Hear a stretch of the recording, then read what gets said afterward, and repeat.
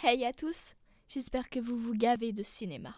Aujourd'hui, nouvelle critique avec Les filles du Dr March, adapté du roman de Louisa May Alcott, publié en 1868. Je sais que ce roman a eu beaucoup d'adaptations au cinéma. Je n'ai pas lu le bouquin, malheureusement, ma grand-mère voulait absolument que je le lise au début de mon adolescence, alors comme je voulais pas mourir idiote, sans connaître ce roman, j'ai vu ce film. Pour ceux qui ne connaissent pas non plus le roman, voici un résumé. Durant la guerre de sécession, 4 jeunes filles attendent leur père de la guerre.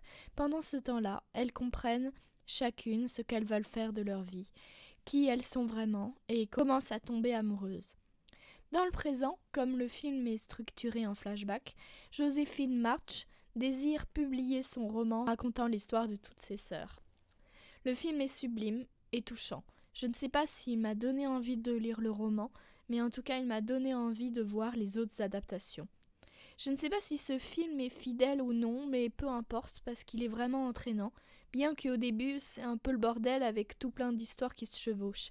Déjà les personnages sont tous attachants. Jo est au centre de l'histoire, on l'aime tous parce qu'elle a une vision très moderne de la société, c'est une jeune fille qui se bat pour ses droits de femme.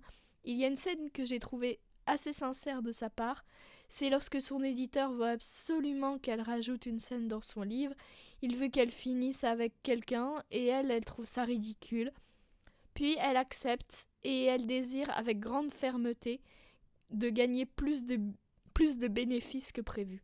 Le fait aussi qu'elle accepte de se couper les cheveux, il y a une certaine forme de sacrifice de la beauté féminine chez elle, ça marche plutôt bien.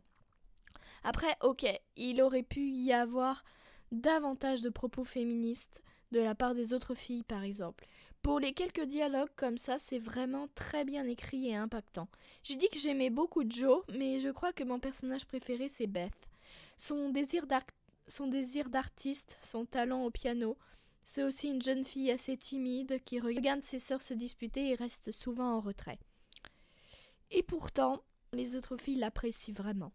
C'est peut-être la moins développée, mais c'est la plus touchante et la plus sensible. Et en plus, elle a un grand cœur.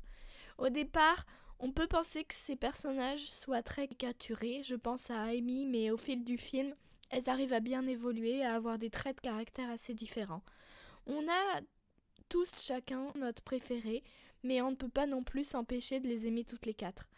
Le film est une avancée lyrique de l'adolescence, certes plus féminine que masculine.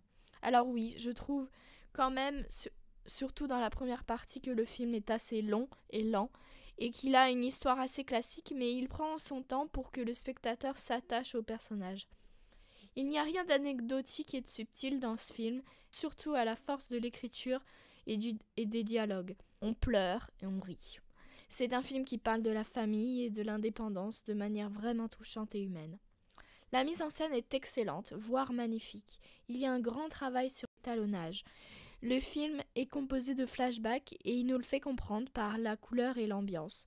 Pour le passé, les souvenirs d'enfance, il y a des couleurs chaudes, c'est très coloré, il y a un bel esprit chaleureux, familial, alors que dans le présent, les couleurs sont plutôt froides, c'est presque du noir et blanc. Alors au début, j'ai eu du mal à saisir ces différences, je ne savais pas quand c'était le retour en arrière, etc. Puisqu'il y a l'indice temporel qu'une fois. Puis au bout de quelques minutes, j'ai compris et je trouve que cet effet de mise en scène est très intelligent et beau en plus esthétiquement. Je me souviens, il y avait la même chose dans la série 13 Reasons Why.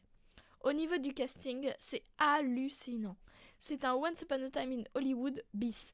Ce que je veux dire, c'est qu'il y a de grands acteurs réunis dans un même film.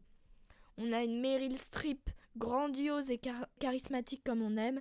Louis Garrel et Timothée Chalamet, que je n'aimais pas tant que ça avant, reviennent dans mon estime par des interprétations très justes. Laura Dern est adorable et charmante. Florence Pugh et Eliza Scanlon sont sublimes et touchantes. Seule hic, je trouve Emma Watson beaucoup trop en retrait et elle m'a un peu déçue.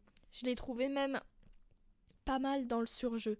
Et Saoirse Ronan est admirable, adorable également. Elle est touchante, merveilleuse et c'est clairement l'un de ses meilleurs rôles.